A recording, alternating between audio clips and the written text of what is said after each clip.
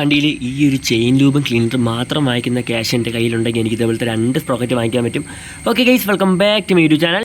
എൻ്റെ ചെയിനിലൊക്കെ ഇപ്പോൾ അത്യാവശ്യം നല്ല രീതിക്ക് റെസ്റ്റ് പിടിച്ചിരിപ്പുണ്ട്. അപ്പോൾ അതൊന്ന് ലൂബും ചെയ്ത് ക്ലീനും ചെയ്ത് എടുക്കാമെന്ന് പറഞ്ഞ് ഇരുന്നപ്പോഴാണ് എൻ്റെ ചെയിനിലും എത്ര രൂപ മെയിൻറ്റെയിൻ ചെയ്യാൻ വേണ്ടി ഇറക്കുന്നതെന്നുള്ള കോസ്റ്റ് ഒന്ന് ജസ്റ്റ് കാൽക്കുലേറ്റ് ചെയ്ത് നോക്കാമെന്ന് വിചാരിച്ചത്.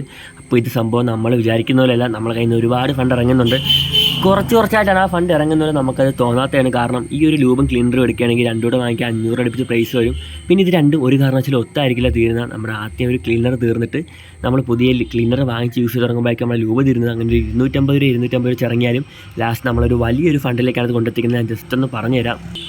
ഈ ഒരു ലൂബും ക്ലീനറും വാങ്ങിക്കാൻ എനിക്ക് ഒരു 500 അടുപ്പിച്ച് പ്രൈസ് വരും. ഞാൻ ഓൺ സ്പിൻ 500 കിലോമീറ്ററിലാണ് എൻ്റെ ലൂബും ക്ലീനും ചെയ്യുന്നത്. എനിക്കൊരു ലൂബും ക്ലീനറും വാങ്ങിച്ച് കഴിഞ്ഞാൽ ഒരു ആവറേജ് ഒരു 4 ടൈംസ് കൂടുതൽ യൂസ് ചെയ്യാൻ പറ്റില്ല. പക്ഷേ എനിക്ക് ചില സമയത്ത് എനിക്ക് ലൂബ് ഒരു 5 ടൈംസ് യൂസ് ചെയ്യാൻ പറ്റിയെന്നിരിക്കും. പക്ഷേ എൻ്റെ ക്ലീനർ ചിലപ്പോൾ അതിനു മുമ്പ് തീരും. അപ്പോൾ ഞാൻ ഒരു ആവറേജ് എടുത്ത് നോക്കുകയാണെങ്കിൽ ഒരു 4 ടൈംസ് മാത്രം ഇട്ടേക്കുന്നത്. അങ്ങനെ വെച്ച് നോക്കുകയാണെങ്കിൽ എനിക്കൊരു 2000 കിലോമീറ്റർ അടുപ്പിച്ചാകുമ്പോൾ തന്നെ എനിക്കൊരു പുതിയ ലൂബും പുതിയ ക്ലീനറും വാങ്ങിക്കേണ്ടിയിരിക്കും. എനിക്കൊരു ആവറേജ് കിട്ടുന്നൊരു ചെയിൻ സ്പ്രോക്കറ്റ് ലൈഫ് എന്ന് വെച്ചാൽ 20,000 കിലോമീറ്റർ പ്ലസ് എനിക്ക് എന്തായാലും കിട്ടുന്നുണ്ട്. അങ്ങനെ വെച്ച് നോക്കുകയാണെങ്കിൽ തന്നെ ഒരു 20,000 കിലോമീറ്ററിനകത്ത് ഞാൻ ചെയിൻ ലൂബും ക്ലീനറും മാത്രം വാങ്ങിക്കാൻ എൻ്റെ കയ്യിൽ നിന്ന് സ്പെൻഡ് ആവുന്ന ഫണ്ടെന്ന് വെച്ചാൽ ഒരു 5,000 രൂപ അടുപ്പിച്ച് വരും. കാരണം 20,000 കിലോമീറ്റർ ആകുമ്പോഴത്തേക്ക് എനിക്ക് 10 പ്രാവശ്യം ലൂബും ക്ലീനറും വാങ്ങിക്കേണ്ടിയിരിക്കുന്നു, 2 അപ്പോൾ 500 × 10 5000.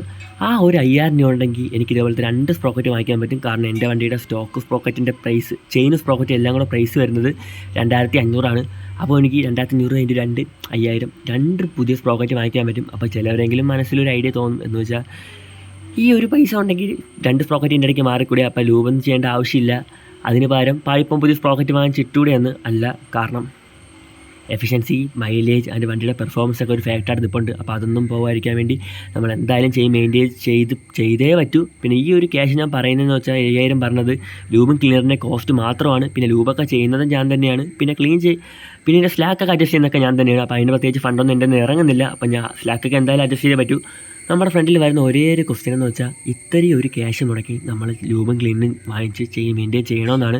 അപ്പോൾ എൻ്റെ ഒരു അഭിപ്രായത്തിൽ ഒരിക്കലും ഇല്ല. പിന്നെ നിങ്ങൾക്ക് ക്യാഷൊക്കെ ഉണ്ട്, ചെയ്യാൻ താല്പര്യമുണ്ടെങ്കിൽ നിങ്ങൾക്ക് വേണമെങ്കിൽ വാങ്ങിച്ച് ചെയ്യാം. അത് കംപ്ലീറ്റ്ലി നിങ്ങളുടെ ചോയ്സാണ്. അപ്പോൾ ഞാൻ എന്തായാലും ഈ ഒരു സാധനം വാങ്ങിക്കുന്ന പരിപാടി നിർത്തിയിട്ടുണ്ട്. ഇത് രണ്ടുമൂന്ന് തീർന്നതിന് ശേഷം ഞാൻ ഇപ്പോൾ ആൾമോസ്റ്റ് ക്ലീനിങ് ഒക്കെ സർവീസ് സ്റ്റേഷനിലാക്കിയിട്ടുണ്ട്. അതാണ് എനിക്ക് കുറച്ച് എളുപ്പമായിട്ട് തോന്നുന്നത്. അപ്പോൾ ഇനി ലൂബിങ്ങും ഞാൻ ഗിയർ ഓയിലും എല്ലാം വാങ്ങിച്ച് ചെയ്യാമെന്നാണ് വിചാരിക്കുന്നത്. കാരണം ഗിയർ ഓയിൽ ഒരു 10-300 രൂപയ്ക്ക് ഒരു കുപ്പി ഗിയർ ഓയിൽ വാങ്ങിച്ച് കഴിഞ്ഞാൽ എനിക്ക് തോന്നുന്നു എൻ്റെ ചെയിൻ്റെ ലൈഫ് തീരുന്നവർക്ക് എനിക്ക് യൂസ് ചെയ്യാം. പക്ഷേ ഒരേ കുഴപ്പമെന്ന് വെച്ചാൽ നമ്മുടെ ലൂബിൻ്റെ അത്രയും നാളെ ഈ ഗിയർ ഓയിൽ ചെയിൻ ലാസ്റ്റ് ചെയ്യില്ല. അപ്പോൾ എനിക്ക് ചിലപ്പോൾ 1-2 പ്രാവശ്യം എക്സ്ട്രാ റീഅപ്ലൈ ചെയ്ത് കൊടുക്കേണ്ടല്ലോ വരും. അതൊന്നും എനിക്ക് കുഴപ്പമില്ല. കാരണം ആ ഒരു 5000 രൂപ ഫണ്ട് വെച്ച് നോക്കുകയാണെങ്കിൽ ഈ ഒരു ഗിയർ ഓയിലും അല്ലാതെ സർവീസ് സ്റ്റേഷൻ കൊടുത്ത് ക്ലീൻ ചെയ്യണോ, അല്ലാതെ കെറോസിനോ ഡീസൽ വെച്ച് ക്ലീൻ ചെയ്യുന്നതായിരിക്കും നമുക്ക് എന്തുകൊണ്ട് ലാഭം. അപ്പോൾ ഞാൻ ഇന്നലെ അങ്ങനെയായിരിക്കും ചെയ്യാൻ പോകുന്നത്.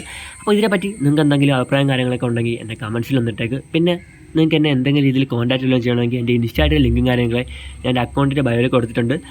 അപ്പോൾ ചാനൽ ആദ്യമായിട്ടാണ് കാണുന്നവരുണ്ടെങ്കിൽ ചാനൽ ഒന്ന് സബ്സ്ക്രൈബ് ചെയ്തേക്കുക. പിന്നെന്തുണ്ട്, പിന്നെ വീഡിയോ ഇഷ്ടപ്പെട്ടെങ്കിൽ തീർച്ചയായിട്ടും ലൈക്ക് കൂടി അടിച്ചേക്കടാ. That's it for today. പുതിയൊരു വീഡിയോ കാണുന്നവരേ, ബൈ ബൈ.